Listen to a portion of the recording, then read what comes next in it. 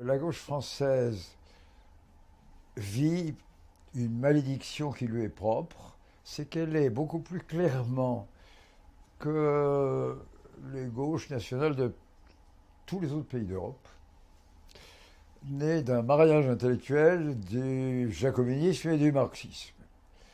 Dans les deux cas, il s'agit d'une approche politique centrale, à peu près pas économique, symbolique, et qui rappelle qu'il n'y a pas lieu d'améliorer ou de faire fonctionner le capitalisme, puisque le projet central est de le remplacer. Pourquoi tout cela? Parce que dans la naissance de la gauche française tout au long du siècle avant, il y avait eu de longues batailles entre les marxistes et les autres.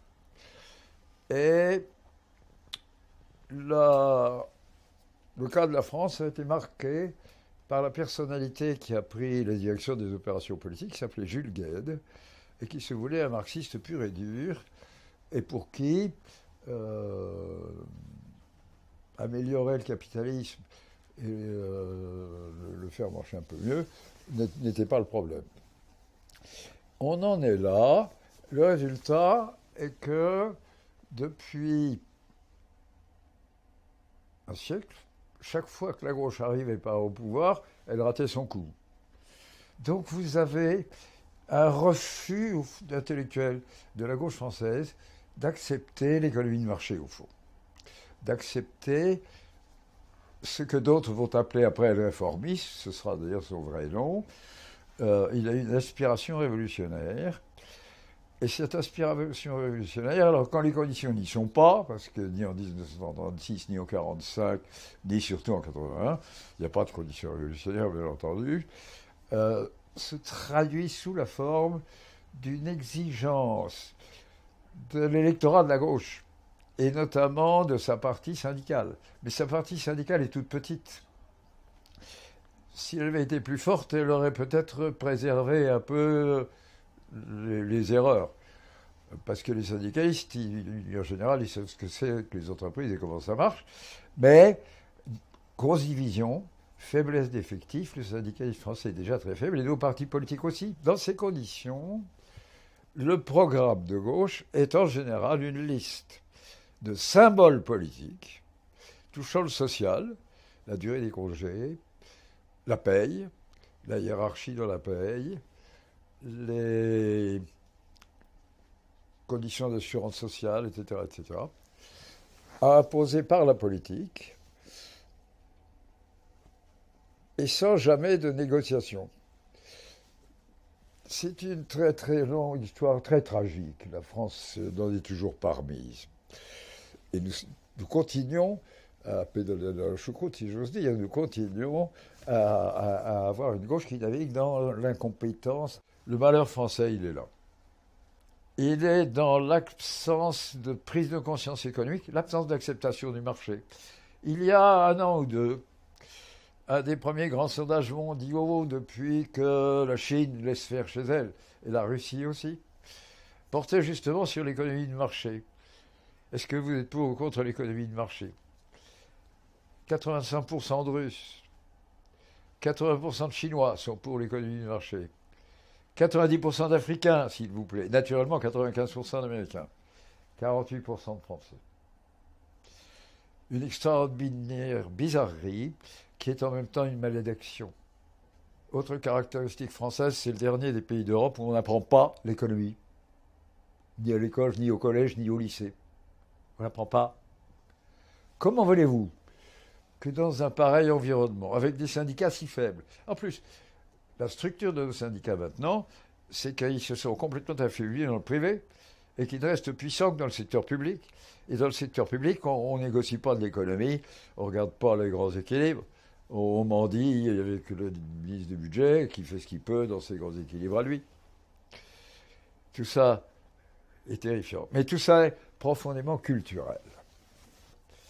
Alors c'est dans cette atmosphère-là qu'au bout de 15 ans de gaullisme, Le déblocage de la situation politique de ces 15 ans de gaullisme se fait par une initiative communiste, celle du programme commun de la gauche.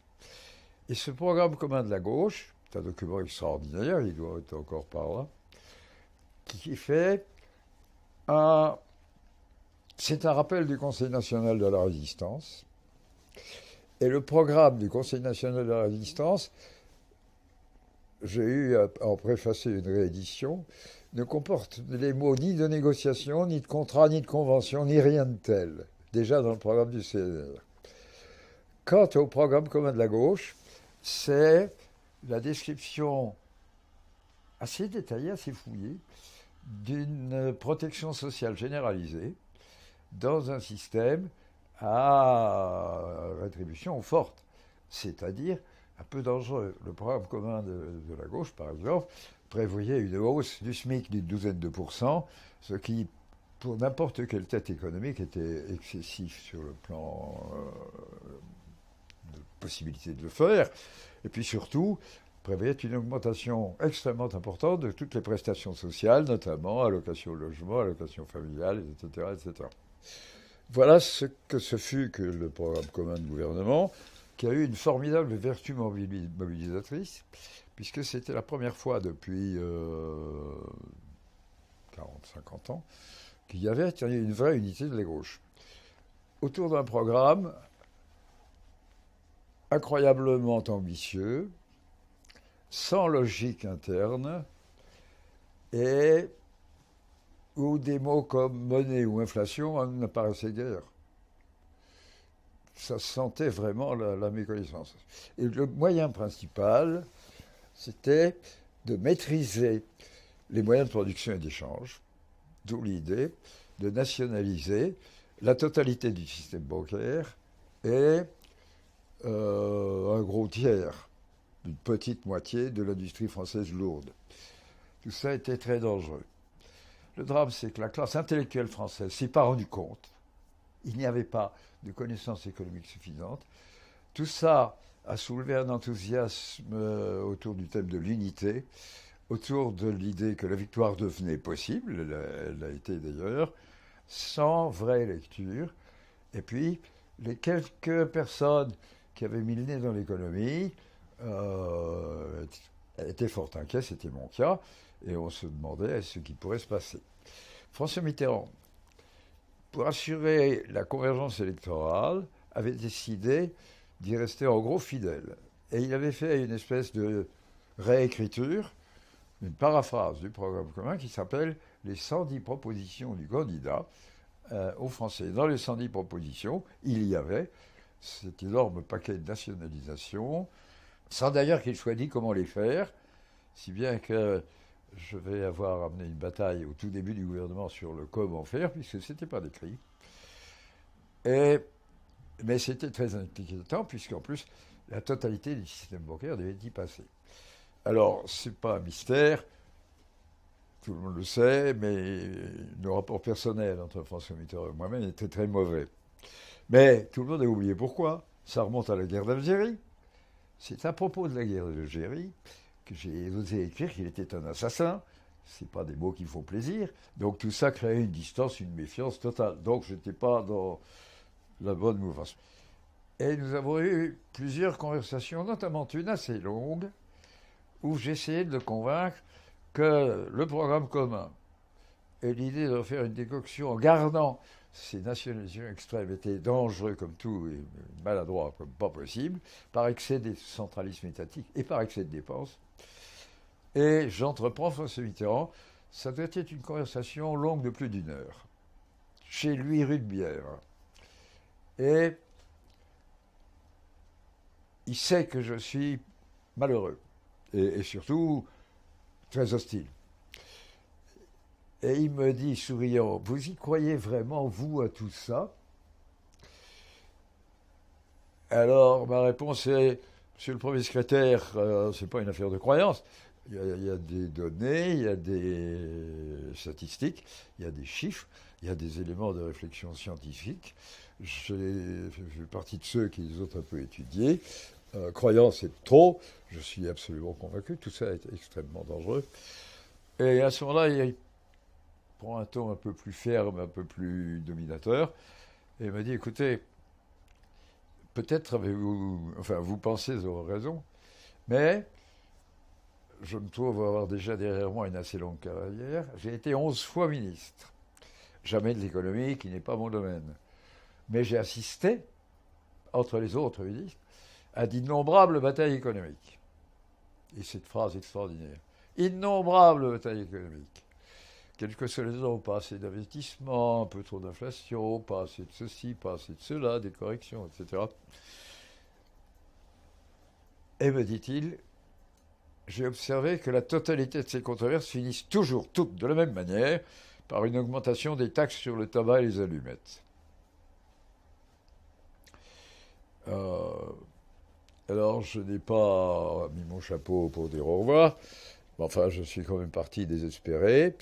J'avais compris que son instrument d'observation ne lui permettait même pas de sous-détailler entre le genre d'impôts que l'on faisait varier, les proportions lesquelles on faisait varier, ni non plus, surtout, à leur relation avec l'effet général de l'économie, chômage, rythme de croissance, rien. Donc, je savais qu'il n'en ferait qu'à sa tête et qu'il ne croirait rien. L'économie n'a qu'à suivre. Il faut lui donner des ordres, il faut commander. Nous sommes arrivés au pouvoir dans un enthousiasme considérable, que nous étions une demi-douzaine d'individus sur quelques millions à ne pas partager, mais je fais partie de ceux. Le soir de la victoire, ma femme pleurait. J'étais assez économiste pour avoir beaucoup parlé de tout ça à la maison, enfin bon, nous savions. En tout cas, j'étais totalement convaincu que tout ça nous menait à une catastrophe économique épouvantable. Et je craignais notamment l'augmentation de dépenses publiques pendant la cérémonie d'investiture du président de la République. Moi, j'interpelle mon ami Pierre Mauroy, en le coinçant contre un pilier, un peu à l'écart de la salle, en lui disant on ne sait pas où on va, on est complètement fou. Ces 110 propositions vont provoquer un drame économique épouvantable. Pierre, François Mitterrand est élu, il prend le pouvoir demain matin. Dans 48 heures, tout sera de notre faute. Dans 48 heures, nous sommes responsables d'absolument tout.